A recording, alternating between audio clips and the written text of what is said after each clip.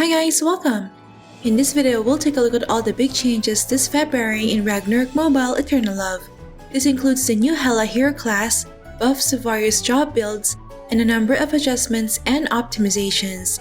These changes will be implemented in C, Global, and EU servers after the major patch update this week. Alright, without further ado, let's begin. First up, we have the arrival of the new Hela hero class. Hela is an offensive support hero that can deal poison and neutral element magic damage over time and inflict annoying debuffs and statuses on enemies. At the same time, she has immense sustainability with her ability to convert HP loss and damage to healing for herself. If you want to know more about the skills and support build of Hela, I'll have my video guide linked in the description box below. There will also be a new series of Hero Fetters growth quests that can be accepted once you've unlocked the Hela class. Completing each quest will grant exclusive weapon skins and tail item. Up next, we have another round of class balance adjustment which will buff several jobs and builds which aren't popular in today's meta. This includes the Homunculus build of Begetters, the Wind Shuriken build of Yamata and Amaterasu, the Magic Dragon Breath build of Rune Masters, and a lot more. We've already talked about these buffs in my previous video. If you haven't watched that yet, I have the video link down below. Hopefully, these changes will persuade more players to try these unconventional class builds. Up next, we have the new equipment tier upgrade for weapon, offhand, and garment that have synthesized version as well as ancient equipment from Brave and Legend difficulty. We've already talked about the additional stats they give and the upgrade materials needed in one of my previous videos. If you haven't watched that yet, I have the video link down below. In relation to this, Zenobia and Walter in Void Territory and Chaotic Invasion will no longer drop Chatiant Opal. Instead, Zenobia will now drop Fallen Crystal, while Walter will now drop Solid Gold Tooth Nail. These are the new rare purple materials required for upgrading to tiers 3 and 4. Up next, we have the opening of the mini mode of Chaotic Invasion, which is different from the MVP mode and only consumes 30 minutes of battle duration to clear. Each player can get rewards up to 10 times per week, which are calculated separately from the MVP instance. Up next, the new MVP Wish of Calamity has been added in the east side of Void Prison. She is of Demon Race, Fire Element, and large size. The equipment she drops are Visor Axe, Astrological Chart, Heavily Derivative Record, and Giant Gloves.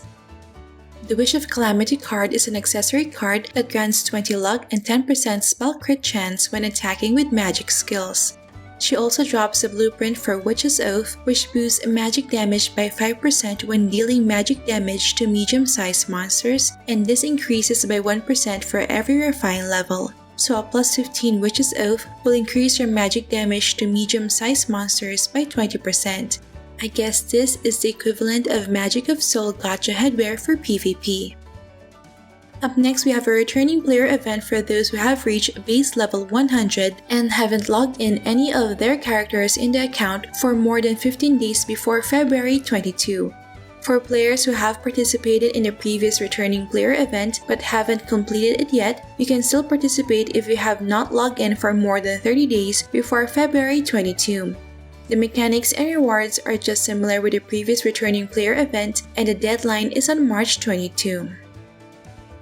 Up next, the second season of GVG will start on March 2 and will run for 6 weeks until April 6. At the beginning of the new season, all cities will be reset to neutral status, GVG Summit's season groups will be reset, GVG season gear will be recovered, and the progress of the Great Guilds too will be reset. Each guild will now be ranked based on the sum of its top 3 credits. All members of the top guilds in the server leaderboard, based on the number of friends in the server +1, will be rewarded with a season mount, Yearning Cold Star. Only characters who joined the guild 1 week before the end of the last GVG regular season game are eligible to receive the season rewards. Up next, certain channels for C, Global, and EU servers will be merged. The list of channels to be merged are as follows. This means that the guild channel will be moved to the merged channel, all occupied castles will become neutral castles, and all established parties will be disbanded. To compensate for the channel merge, the following rewards will be obtained when completing the mission board quest for the first time daily for 2 weeks after the maintenance. Before we proceed with the rest of the video, I'd like to give special thanks to the sponsor of today's video, Smile.One. Smile.One is an international game top-up center which has been in business for almost a decade. They have hundreds of partnerships with game developers including Ragnarok Mobile, so they can offer cheaper BCC and monthly premium versus in-game prices. Smile.One Top-Up is available in many countries across all servers, and there are various payment methods you can choose from. Here in the Philippines, I can pay easily via GCash, BPI, or 7-Eleven outlets and receive the BCC instantly. Please do check out Smile.One's pricing and payment methods using my exclusive link in the description box below. Up next, we have an adjustment to the equipment's safe refinement system. Safe refining will now support the use of equipment with plus 12 and below refinement level, broken equipment, and slotted equipment. Safe refining is now performed based on an equipment's refinement value, wherein the higher the refinement level, the higher the refinement value will be when the equipment is used as a safe refining material. After safe refining an equipment, if the refinement value left is not enough to reach the next refining level, they'll be reserved on your main equipment for your next safe refinement. If the equipment is traded, the refinement value reserved on it previously will be cleared. But if the trade transaction failed, the reserve refinement value will remain. When the equipment is refined to plus 15 and there is still refinement value left, the remaining refinement value will be cleared. Up next, we have some optimizations to the use of Emirs Notebook. Players can now load and save builds in field maps, and the cooldown for switching between classes is reduced from 30 seconds to 10 seconds. In other maps such as Team Competition, Guild War, and Instances, players may now use the Emirs Notebook to switch equipment builds of the same class as yours. However, this only includes the gears, extractions, and relics, and does not include the attribute points, skill points, runes, and Acer Monument points. No additional cooldown is needed for loading equipment of the same class in instance maps. Next, in the full screen interface of Emirs Notebook, players can now tap and hold build's class icon to change their order, and the adjusted order will also take effect in the shortcut window. And lastly, the talent builds for 6v6 team competition will no longer be reset when switching classes or loading builds in the Emirs Notebook.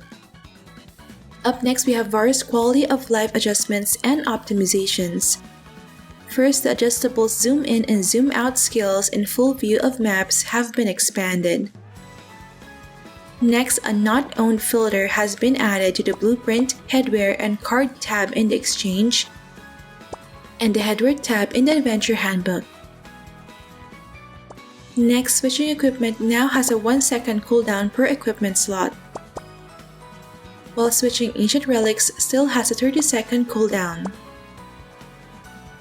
Next, a pop-up notification related to destroying and stripping equipment has been optimized, wherein the specific part name will be displayed instead of the whole name of the equipment being destroyed or stripped.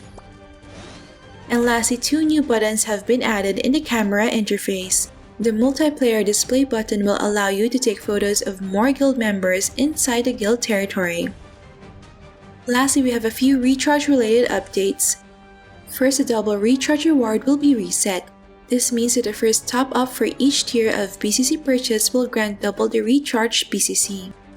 Next, there are new options for recharging 12 BCC and 60 BCC. Next, there will be various BCC packs for building a Hela character that will be available for purchase until March 22.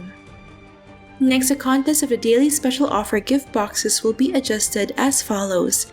So those who have bought the monthly bundles will receive daily gift packs with updated content. Next, on February 27, the premium gift boxes will be replaced with the premium supply boxes. Take note that the guaranteed attempts of premium gift box and premium supply are independent. And lastly, there will be a rate-up for the following MVP cards in the card gacha machine. Notably, we have the Witch of Calamity card, which is a new MVP card that can be obtained from killing Witch of Calamity in Void territory or from rolling in King Poring's Combined Fate. So those are all the changes coming in the February 2023 patch update for Ragnarok Mobile Eternal Love. Which part are you most excited about? Let me know your thoughts in the comment section below. You may also check the links below for the full text patch notes and the download link to the game client. Alright, that's it for this video guys. Don't forget to like if you enjoyed watching this guide. If you're new here, I would love you to consider subscribing by hitting the red subscribe button down below. I would love to have you back. Thank you for watching and see you in our next episode.